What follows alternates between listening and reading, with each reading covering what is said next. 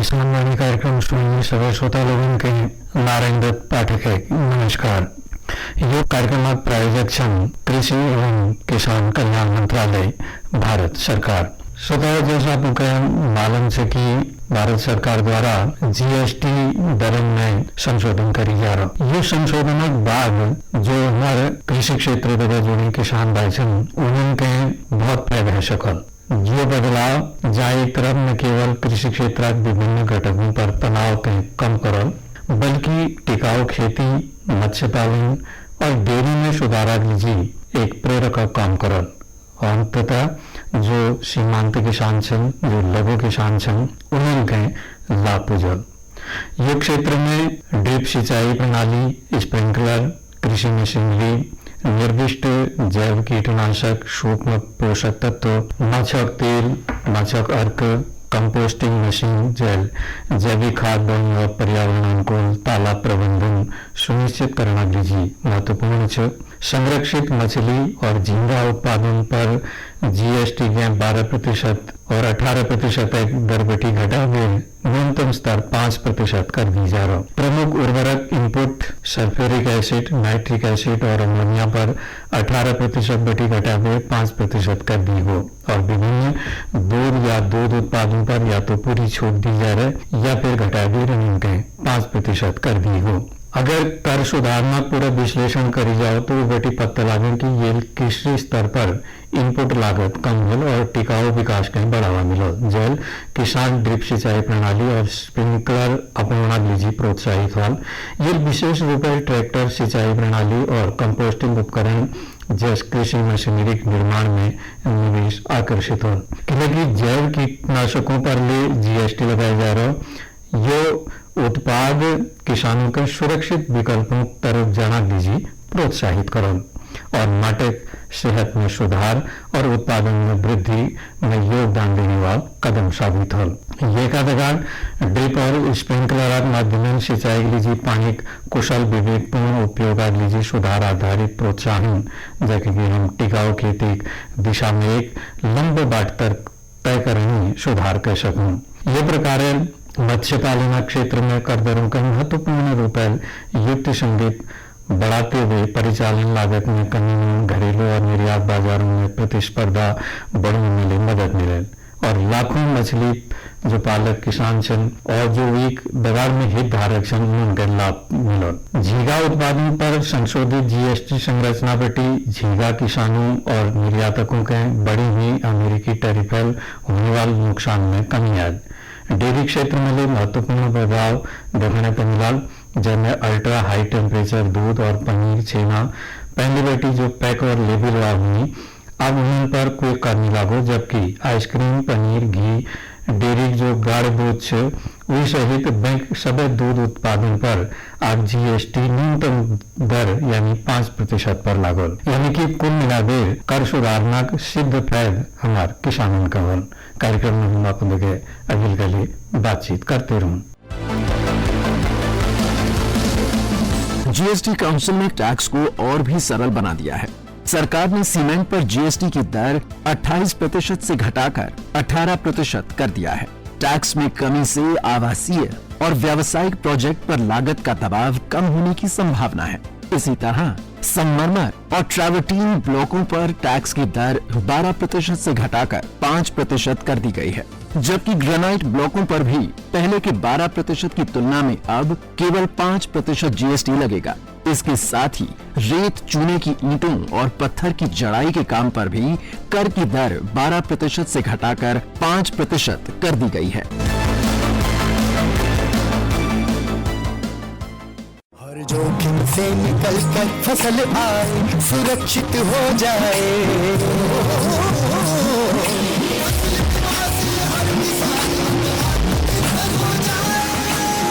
संकट के समय प्रधानमंत्री फसल बीमा योजना किसानों के लिए वरदान है। अब सूखा पड़े या बाढ़ आ जाए कोई डर नहीं, अब ओले पड़े या कीट पतंगे फसल खा जाए कोई फिक्र नहीं, क्योंकि हमने लिया है प्रधानमंत्री फसल बीमा।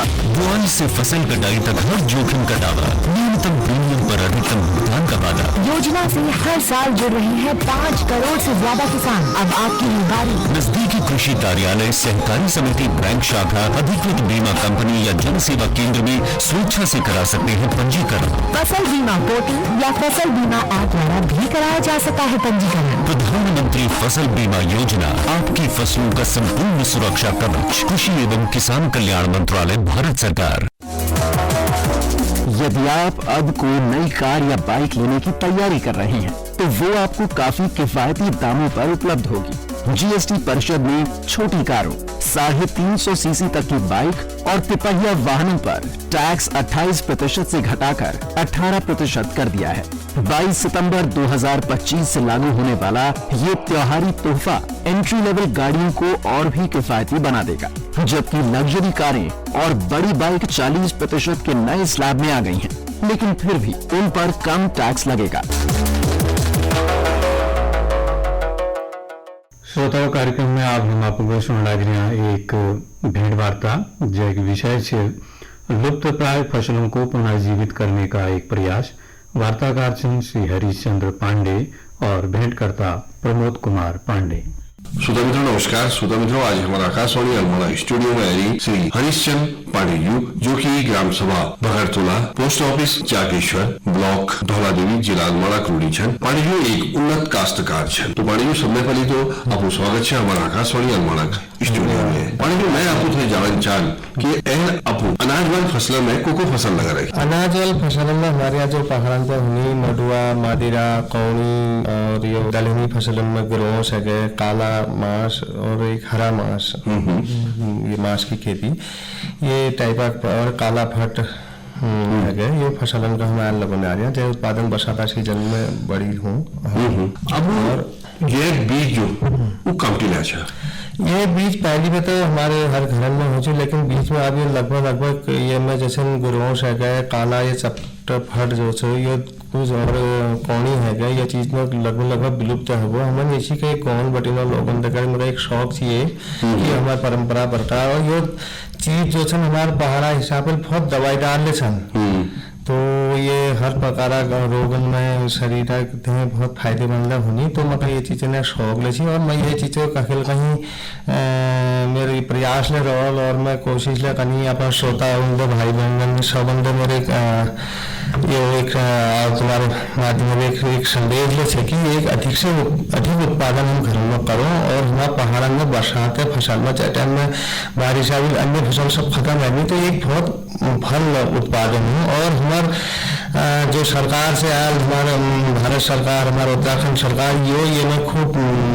सहयोग ले हम उनका किनारे। और ये आयल हम अगर एक उत्पादन बांके जाते हुए बेचा जाए तो ये मार्केट रेट ले बहुत उच्च दामन में हमारे बिचा ले जाओ और हमारे स्वास्थ्य के लिए बहुत बड़ी है। और इनमें ज्यादा दवाई पानी आया इस टाइप की जरूरत न पड़े, वो आसानी उगनी खेत से थोड़ा ध्यान देना पड़ा, खेत में साफ सफाई और थोड़ा लाइन विधि द्वारा सिस्टम में लगाना जरूरत है, तो बढ़िया उत्पादन है। जैसे कि आपको बताओ कि कबूल कौन ने लग रही थी, लेकिन आज हम देखने लगे हैं कि कौन धीरे धीरे विलुप्ति कर रहा है कुछ, तो समझ लेना चाहिए कि हम इनके सवाल है। हाँ, तो तब मैंने एक पश्चिम जोर से अभी मैं 20 साल में लगभग तैयार 20 संरक्षण कर भी बीच पर रखा। अगर ये जंगली जानवर में नुकसान बच जाए जब मैं ये लक्ष्य से कि मैं और भी 1-2 साल में लगभग अपन इलाका के थोड़ा बहुत एक बीज पर्याप्त करूँ तय है और चपटा फट है, ये हरी मांस और काऊ मांस है और एक शाही धान हमारे यहाँ जो शिवाचल में बहुत बड़ी उपयोग और बहुत उच्च रेट में बाजार में मिले। और ये लगभग यहाँ पहाड़ में बहुत ज्यादा ऊँची स्वास्थ्य के लिए बहुत बड़ी फायदेमंद एक चावल ऊँची, लेकिन ये विलुप्त है। वो लोग एक तो जंगली जानवर ना भी नुकसान ले जहाँ दूसरा भी लोग ले ये प्लाई नाले चक्कर हो, ये चक्कर में गाँव में एक उत्पादन न होना है। तो मैं एक बीज हमारे यहाँ ठंडे एरिया से हमारे यहाँ धान घूमते चले, लेकिन बॉडी हाउस में कोशिश करें कि वो कम से कम एक बीज उत्पादन कर भी लोगों तक पूछो तो उत्पादन कर भी मैं थोड़ा स्टार्टिंग पिछले 2 साल में शुरू कर रहा हूँ। तो अभी 1-2 साल में देखो तो अगर सही सफलता मिल जाए मैं थोड़ी बीज उत्पादन कर रहा हूँ। आज ठीक है अभी वो बाल भेजी हूँ, फर्स्ट क्लास बढ़िया है। और आप लोग कहो कि हरी मांस लगा रखो, तो हरी मांस उत्पादन का जरूरत है। हरी मांस उत्पादन या अन्य मांस अपेक्षा बहुत ज्यादा फल उत्पादन से बहुत ज्यादा उत्पादन। देखिए हमारे पर्वतीय क्षेत्र में हरी मांस है सो बहुत बड़ी है, जहाँ गर्म घाटी वाली एरिया में पहुंची तो हमारे रिश्तेदारी से या ग्राम सभा सालपा में ऑपरेटिना को बीज दिले तो बीज उत्पादन शुरू कर रखा। अच्छा, और आपको राजमा लगूचा राजमा में लगूंगा, राजमा भी जैसे हमारे और में राजमा अपेक्षा मुंशियारी राजमा जैसे सपना का बड़ी उत्पादन उत्पादन हमने शुरू कर रखा, बल्कि भी राजमा तो मुंशियारी वाला लगभग पूरे गाँव में हर घर में वही उत्पादन होना रहा। ये 4-5 साल पहले पर मैं बीज उत्पादन शुरू कर रखी जो सब तक पूछ दे रहा हूँ। तो यानी कि हम कह सकते हैं कि मुंशियारी जो राजमा से हमारे पर्वतीय इलाके में है सब बहुत बड़ी ठंडे इलाके में तो बहुत शानदार उत्पादन हुए। और ये मैं जो बरसाता सीजन में रोग लगन थोड़ा एक जो बेल का जैसे शहद है बहुत टंडन में।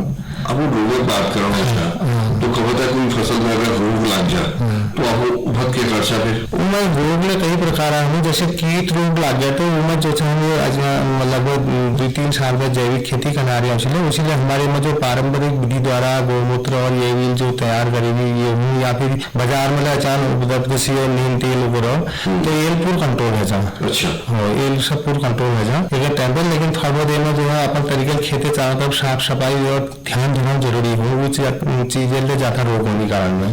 आप खुद बड़ा नीचे है क्या? हाँ, गोमूत्र वगैरह जो पार्टी एक हमारे यहाँ घास में शिशुना घास में ऊपर डाल बे थोड़ा गुड़ डाल बे कुछ दिन सड़ा बे, बाकी करीब 15-20 दिन तक ऊपर सड़ा लिया एक ड्रम में। फिर बाद जैसे ऊपर लगभग ये समझो कि चाहे 1 गिलास और करीब 15 लीटर पानी मिला के स्प्रे कर दिए तो कीट सब नियंत्रण हो जाए। बहुत होता है, ये समझो कि 90-95% तक नियंत्रण में रहो। और दूसरा जैसे खेती के जैसे हम लोग आचार हम देंगे लोग सब यूरिया यूज ज्यादा कहीं घास मैदान में कहीं यूरिया में हरी भरी होल तेज फसल बढ़ल गए, लेकिन ते चीजें नुकसान ज्यादा रहना तेज जाग में जैसे छाव अगर 15 दिन तक जो हमारे घर में छाव बगाए वो 15 दिन तक के बर्तन में सड़ा दियो, फिर वो कले करीब लगभग 4 गिलास 2 गिलास 15 लीटर पानी में 16 लीटर जो स्प्रे मशीन है एक बाल्टी में मिला के स्प्रे करो जब तो खेत जो फसल जो है पेड़ मजबूत ले रहा हूँ, फसला हरी भरी ले रहा हूँ और मैं फल जो फूल बहुत बढ़िया रिजल्ट का मतलब फल भी लागू तो बढ़िया काम कर नाइट्रोजन और पूरा काम करता हूँ। अच्छा, हम कह सकते हैं कि एक बहुत कीटनाशक में और जो पोषक तत्व जाग में छाप जो से तो बहुत बड़ी उपाय से और सरल तरीका से खर्च ले हाथी की बिल्कुल। हाँ, तो बिल्कुल जैविक खेती कराना जैविक खेती पानी गोर भैंसन 4 गोरसन 2 भैंसन। अच्छा, 4 गोर 2 भैंस। तो पानी दूध तो आपको बेचने मिला?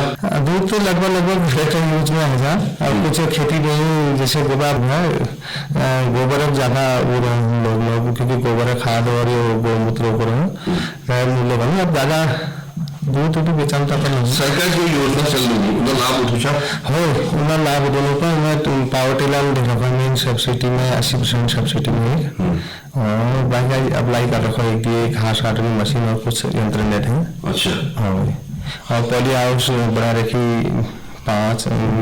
80% छूट में 500 पॉली हाउस में टमाटर फूल गोभी पत्ता गोभी शिमला मिर्च और खीरा वगैरह ये सब चीज सब फसल लगा रही बीन्स लगा रही।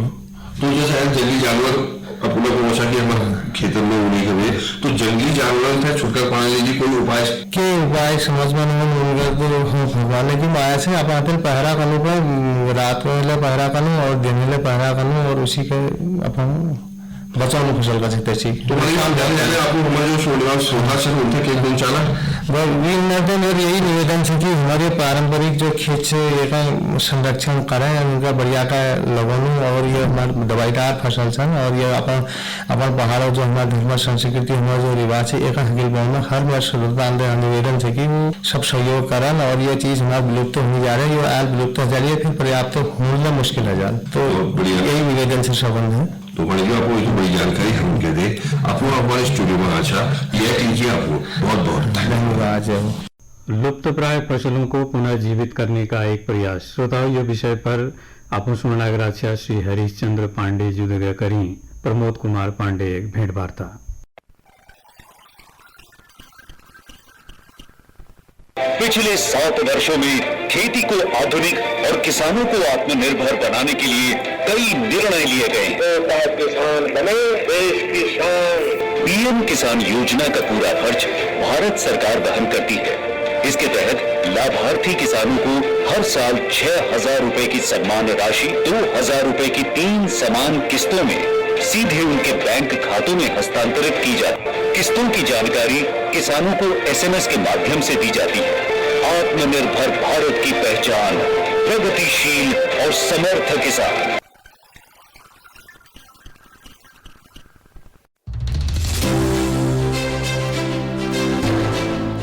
जीएसटी काउंसिल ने कमर्शियल बिजनेस में टैक्स को और भी सरल बना दिया है। बसों, ट्रकों और एम्बुलेंसों पर अब एक समान 18% टैक्स कर दिया गया है, जो पहले 28% था। HS कोड क्लासिफिकेशन की परवाह किए बिना ऑटो पार्ट्स पर अब एक ही 18% टैक्स कर दिया गया है। इस कदम से मैन्युफैक्चरर्स और पार्ट सप्लायर्स की उलझन कम होने तथा सप्लाई चेन आसान होने की संभावना है। दिलचस्प बात यह है कि इलेक्ट्रिक वाहनों के क्षेत्र में कोई बदलाव नहीं आया है। सभी इलेक्ट्रिक व्हीकल, इलेक्ट्रिक 2 व्हीलर और इलेक्ट्रिक 3 व्हीलर 5% की रियायती GST दर का लाभ उठाते रहेंगे, जिससे वे सबसे कम टैक्स वाले व्हीकल ऑप्शन बने रहेंगे। प्रधानमंत्री किसान मान धन योजना। मिलेगा पेंशन का सहारा, कृषक न होगा बेसहारा। जुड़ेगा खुशियों से नाता, कटेगा सुख से बुढ़ापा। सुरक्षित होगा अन्नदाता, सुरक्षित होगा अन्नदाता। प्रधानमंत्री किसान मान धन योजना से लघु सीमांत किसानों का भविष्य होगा सुरक्षित और 60 वर्ष की आयु से 3,000 रुपए मासिक पेंशन होगी सुनिश्चित। 55 रुपए से 200 रुपए की मासिक किश्त देकर प्रवेश कर सकते हैं 18 से 40 वर्ष तक के किसान। इस अंशदायक योजना में सरकार देगी बराबर का योगदान। सभी किसान भाई बहन इस योजना के लाभ के लिए जन सेवा केंद्र में जाएं और अपना निःशुल्क नामांकन कराएं। प्रधानमंत्री किसान मान धन योजना, अन्नदाता के परिश्रम को संबद्ध, पेंशन से सुरक्षित उनका कर। कृषि एवं किसान कल्याण मंत्रालय, भारत सरकार द्वारा जनहित में जारी। श्रोताओं, कार्यक्रम में अब हम आपको सुनागरिया एक क्षेत्र संकलित भेंट वार्ता। श्रोताओं, आज हम पहुंचे हैं ग्राम ककड़ाई, विकासखंड ताकुला, जिला अल्मोड़ा में। यहाँ हम बात कर रहे हैं परंपरागत कृषक श्री शंकर सिंह नेगी जी से। नेगी जी नमस्कार। नमस्कार। नेगी जी, जहाँ एक तरफ आज कृषि में बहुत सारे तकनीकी परिवर्तन हो गए हैं, लोग तकनीकी प्रकार से और तमाम जो नई नई चीजें कृषि में आ रही हैं उस प्रकार से खेती कर रहे हैं, शॉर्ट टर्म की खेती कर रहे हैं, सब्जी उत्पादन और जो पॉली हाउस हैं उनमें भी कई प्रकार की चीजों को उत्पादित कर रहे हैं। आपने बहुत अच्छा माध्यम चुना है कि जो पहाड़ में जिस प्रकार से परंपरागत कृषि पहले से होती आ रही थी, उसी परंपरा को आपने चुना और उस परंपरा में आज अपने को कितना संतुष्ट मान रहे हैं? ऐसा है, ये तो पहाड़ों में एक जो है कि लोग यहाँ पर अपने ही काम पर, मतलब ज्यादातर जो है घरेलू काम पर, जैसे खेती बाड़ी पे ज्यादातर निर्भर है यहाँ। अब लोग यहाँ से पलायन कर रहे हैं, जो कि बाहर नौकरी बेसिस करना जाना चाहते हैं और यहाँ पहाड़ों की खेती पे किसी का रुझान नहीं है। मैंने भी सोचा कि बाहर काम करने से अपने घर की कुछ खेती बाड़ी को, जो जमीन है उसी में खेती बाड़ी की जाए और कुछ उगाया जाए, साग सब्जी, उससे काफी बेनिफिट होगा। मैंने अदरक लगा रखी है, हरी मिर्च लगा रखी है और हल्दी लगा रखी है जी, और धान की फसलें हमारी तैयार है, गेहूं हमारे यहाँ होते हैं जी, और ज्वार, बाजरा और मड़ुआ हमारे यहाँ होता है। इसी तरीके से हमने काफी फसलें जो है अपने घर में ही जो है तैयार किए हैं और हम इस पे खेती भी करते हैं और हम बैलों से जुताई करते हैं। अच्छा। अब तो लोगों ने हैंड ट्रैक्टर हो गए जैसे और बड़े ट्रैक्टर भी हो गए जैसे, और ये अब हम बैलों से ही खेत की जुताई करते हैं, जैसे हल से। तो बैलों से आप जुताई करते हैं तो आपने बैल भी पाल रखे होंगे? हाँ, हमारे यहाँ बैल भी रखना बहुत जरूरी है खेती के लिए, हम उसी पर ज्यादा निर्भर हैं। अच्छा। और जानवरों को रखने से हमें गोश्त खाद होती है, ये भी हमें पर्याप्त मात्रा में मिल जाती है जानवर रखने से, बैल वगैरह और गाय वगैरह रखने से। और यही खाद हम इनकी खेतों में डालते हैं। और बैल से हमको ये फायदा है कि ये हमारे काफी काम आता है, खेत जुताई में भी काम आता है, और जो हमारे गेहूं की फसल है उसको पैरों से मारने के लिए भी काम में आता है। जी, तो आप अपने को अभी खेती से आप अपने को संतुष्ट मानते हैं? हाँ, मैं अभी अपने आप को इस खेती से संतुष्ट मानता हूँ। तो आपने अभी धान कितना लगा रखा है? अभी हमने धान जो लगा रखा है 6-7 बिल्कुल में लगा रखा है, मान के चलिए आप। अच्छा, तो धान की फसल आपके अपने प्रयोग के लिए लगभग साल भर की हो जाती है या बेचते भी हैं? नहीं, ये हमारी जो धान की फसलें हैं पर्याप्त मात्रा में अपने खाने के लिए हो जाती है साल भर की। अच्छा, जो मसाले आपने लगा रखे हैं, हल्दी है, अदरक है, लाल मिर्च है, इनका उत्पादन कैसा होता है? हम लाल मिर्च का जो है लाल मिर्च लगा रखी है, इसका जो है हम बेचते भी हैं और क्या घर में यूज भी करते हैं। अच्छा, तो अदरक और हल्दी भी आप बेचते होंगे? हाँ, हम पहाड़ी हल्दी भी बेचते हैं। अच्छा। और अदरक भी बेचते हैं, धनिया और कई मसाले जो होते हैं ये भी हम बेचते हैं, लहसुन भी हम बेचते हैं। अच्छा, तो इसके अलावा अभी जो बेल वाली जो सब्जियां हैं, कद्दू वर्गी है, लौकी है, कद्दू है, तुरई है, इसमें आपने क्या क्या सब्जियां लगा रखी हैं? अभी हमारे यहाँ मिलेगी आपको लौकी जी, कद्दू, तोरई, ये सब्जियां पर्याप्त मात्रा में आपको अभी मिलेंगी। अच्छा, भिंडी कितनी हो जाती है आपके वहाँ? खाने के लिए हमारे पास भिंडी पर्याप्त मात्रा में हो जाती है। अच्छा, साग सब्जी लगभग आप अपने घर से ही प्राप्त कर लेते हैं? हाँ। तो परंपरागत कृषि आप करते हैं, तो आपने कोई नया कृषि यंत्र वगैरह इनका प्रयोग तो नहीं किया होगा? नहीं, हमारा यहाँ अभी जो पुराने तरीके से जो बैल से जुताई करते हैं खेतों में विदाउट ट्रैक्टर के, वही चीज अब तक पुराने समय की चल रही है। अच्छा, सिंचाई के संसाधन क्या है आपके वहाँ? सिंचाई के संसाधन हमारे पास ये नदी और ये गाड़ गदरा, इसी पर हम। अच्छा, वहाँ से गूल आई होगी आपके वहाँ? हाँ, नहर एक गूल आती है। अच्छा, उसी से हम सिंचाई करते हैं। अच्छा, ये जो बीज आप बोते हैं, ये बीज भी आप घर ही में बनाते होंगे? जो ये बीज हम बोते हैं, धान का बीज तो हमारे हर फसल में हम अपने पास रख लेते हैं, अगली बार फिर हम उसको फिर दोबारा यूज करते हैं। ऐसे ही हम कई तरह के बीज हैं, जैसे कि अदरक का बीज, हल्दी का बीज, ये बीज हम सब अपने पास रख लेते हैं और बाकी हम उसको यूज में ले लेते हैं। अच्छा, बाकी और जो भी आप बोते हैं वो कहीं से बीज केंद्रों से आप खरीद के लाते होंगे। आपने कभी अपने मिट्टी की जांच भी कराई? अभी तक तो फिलहाल हमने अभी कभी मिट्टी की जांच नहीं कराई। आपको लगता है कि मिट्टी की जांच करानी चाहिए? हाँ, हमें लगता है कि मिट्टी की भी जांच करानी चाहिए। भारत सरकार एक मृदा स्वास्थ्य कार्ड प्रदान करती है, उसकी जानकारी है आपको? नहीं, हमें इसकी ऐसी कोई जानकारी नहीं। अच्छा, आपके क्षेत्र में इस तरह का कोई शिविर का आयोजन वगैरह नहीं हुआ? नहीं, हमारे क्षेत्र में अभी तक ऐसा कोई शिविर का आयोजन नहीं। तो आप जब परंपरागत कृषि करते हैं तो फिर आपने जानवर भी पाल रखे होंगे? हाँ, हमने जानवर पाल रखे हैं। कितने जानवर हैं आपके पास? हमारे पास एक गाय है और एक बैल है और एक बछिया है। 4-5 जानवर हमारे पास हैं। अच्छा, दूध गाय से प्राप्त हो जाता है? हाँ, हमारे पास गाय से दूध प्राप्त हो जाता है। गांव में अगर आपको जैसे दूध की जरूरत पड़ गई तो गांव में अन्य जगह से भी आपको दूध प्राप्त होता होगा यहाँ? हाँ, हमें और दूसरी जगह से भी दूध प्राप्त हो जाता है गाँव में। कई लोगों ने यहाँ पर डेयरियां भी खोल रखी हैं। अच्छा, तो डेयरी से भी आप दूध ले लेते हैं? हाँ। जब आपकी गाय दूध नहीं देती है तो आप डेयरी से भी हम दूध ले लेते हैं। जो आपने बेल वाली जो अभी सब्जियां लगाई हैं, लौकी, तोरई वगैरह, क्या अगर ये ज्यादा मात्रा में होती हैं तो आप इनको बाजार में भी बेचते हैं? हाँ, जब ज्यादा मात्रा में होती हैं तो हम इसे बाजार भी बेचते हैं। तो आपका आय का साधन क्या है? इसके अतिरिक्त तो और भी कुछ काम करते हैं? हमारा आय का साधन और कुछ नहीं है, हम खेती बाड़ी पर ही निर्भर हैं। तो आपका खाद्यान्न है वो खेती से प्राप्त हो जाता है और उसके अतिरिक्त जो घर का खर्चा है वो भी आप जो सब्जी, मसाले और अनाज जो उगाते हैं उन्हीं से आपका निकल जाता है।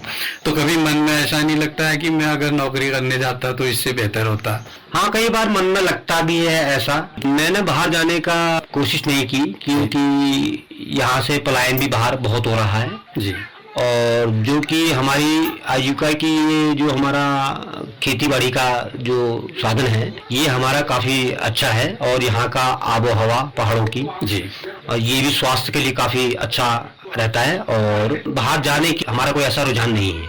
अच्छा नेगी जी, आपने बहुत अच्छी बात कही कि आपने यहाँ की जो शुद्ध हवा है, शुद्ध पानी है और यहाँ के वातावरण को देखते हुए आपने यहीं की परंपरागत कृषि करने का निर्णय लिया।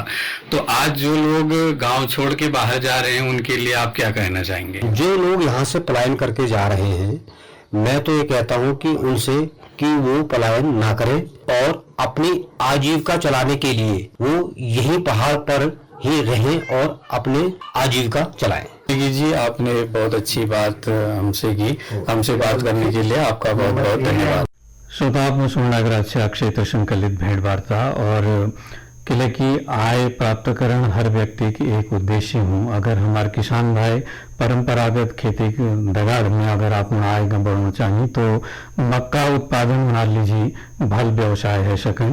किले की मक्का औद्योगिक उत्पादन जैसे कि कॉर्न मिल, कॉर्न सिरप और जैव ईंधन लीजिए एक महत्वपूर्ण कच्चा माल हूँ।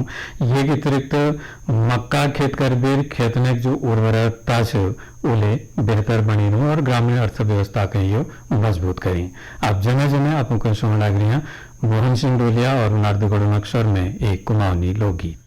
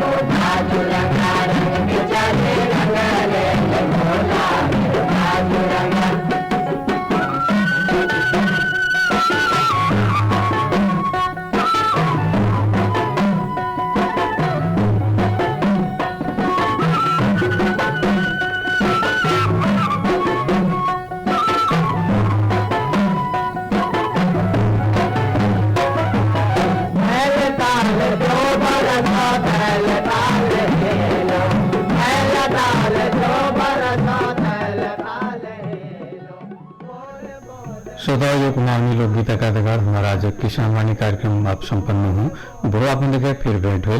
तब तक लीजिए नारायण दत्त पाठक का आज्ञा दियो। नमस्कार। यो कार्यक्रम प्रायोजक कृषि एवं किसान कल्याण मंत्रालय भारत सरकार।